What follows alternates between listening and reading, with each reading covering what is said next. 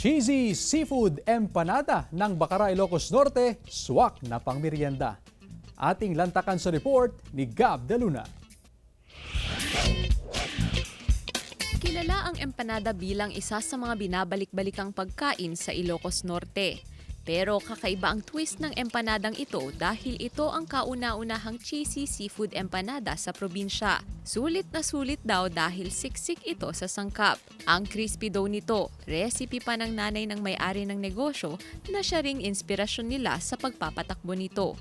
Pero naisip ko, bakit hindi natin lagyan ng twist na meron siyang seafood.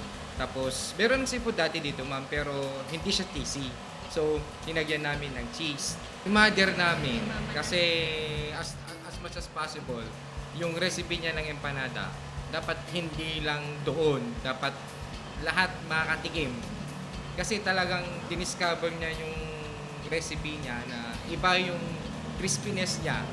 Ihanda ang mga sangkap, cheese, mixed seafoods, longganisa, pinaghalong papaya at munggo, itlog, at ang orange dough. Katulad sa paggawa ng karaniwang empanada, gagawing hugis pinggan ang dough, saka ilalagay ang ingredients. Titiklupin, saka tatanggalin ang sobrang dough. Dito na ito piprituhin sa mainit na mantika at hihintaying maging crispy ang dough. Yung sobrang sarap niya at saka yung crunchy ng ang kanyang wrapper, tsaka yung vegetable niya, sobrang sarap. Binabalik-balikan. Bukod sa kakaibang sangkap nito, binabalik-balikan din ang crispy dough ng empanada.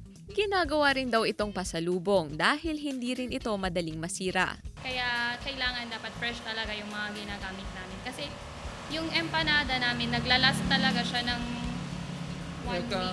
1 week kapag naka-ref. Kasama si Reynold Velasco, Gab De Luna, 1 North Central Luzon.